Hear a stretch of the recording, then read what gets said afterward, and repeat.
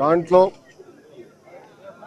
పాకిస్తాన్ కూడా ఏకంగా భారతదేశం పైన రాత్రికి రాత్రి మిసైళ్ళు కానివ్వండి, డ్రోన్లు పంపించి మన కీలకమైన ఇన్స్టలేషన్స్ పైన అటాక్ చేయాలన్న ఆలోచనలు ఉన్నప్పుడు మన జవాన్లు దేశానికి నిలబడి మేము నిలబడతాం, మేము పోరాడతాం, దేశాన్ని మేము కాపాడుతాం చెప్తాం జరిగింది. కుటుంబాలకి దూరంగా, తల్లిదండ్రులకి దూరంగా వాళ్ళు అక్కడ ఉండి దేశం కోసం అహర్నిశలు నిలబడుతున్న వ్యక్తులు. ఈరోజు జవాన్లు అక్కడ నిలబడారు కనుకనే, పోరాడుతున్నారు కనుకనే భారతీయులు ఆంధ్రులం మనం ఇక్కడ హాయిగా బతికే పరిస్థితి. దాంట్లో మొన్న జరిగిన దాడిలో మన నాయక్ చనిపోతాం జరిగింది.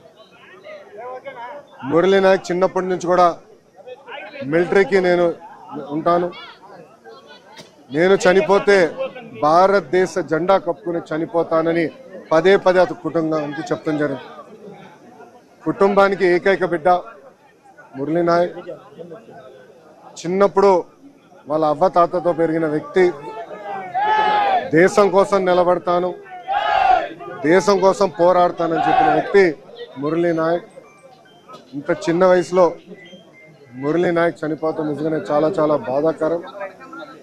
ఆ కుటుంబానికి అటు కేంద్ర ప్రభుత్వం, ఇటు రాష్ట్ర ప్రభుత్వం అండగా నిలబడుతుంది. గౌరవ ముఖ్యమంత్రి గారు మాతో మాట్లాడారు, ఉప ముఖ్యమంత్రి గారు, అదేవిధంగా హెల్త్ మంత్రి మన సత్యకుమార్ గారితో మాట్లాడి ఆ కుటుంబానికి ప్రభుత్వం నుంచి ఆర్థిక సాయం కింద 50 లక్షల రూపాయలు, దాంతోపాటు 5 ఎకరాల భూమి, ఇల్లు కట్టుకునేదానికి 300 గజాలు ప్రభుత్వం అందజేస్తాం జరుగుతుంది.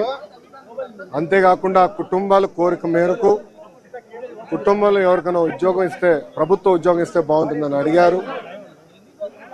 కుటుంబంలో అంటే బిడ్డలు ఎవరు లేరు, ఒకే బిడ్డ కనుక తండ్రికి ప్రభుత్వ ఉద్యోగం ఇవ్వాలనేది కూటమి ప్రభుత్వం నిర్ణయిస్తాం జరిగింది. ఇంతేకాకుండా అంత్యక్రియలు సొంత భూమిలో జరుగుతుంది కనుక మెమోరియల్ కూడా కట్టాలని నిర్ణయించాం.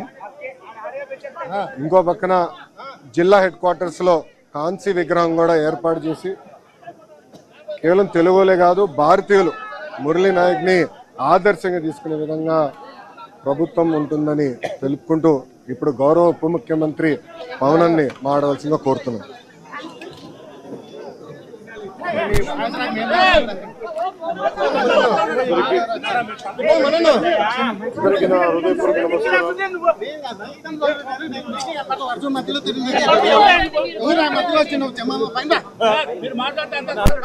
Please please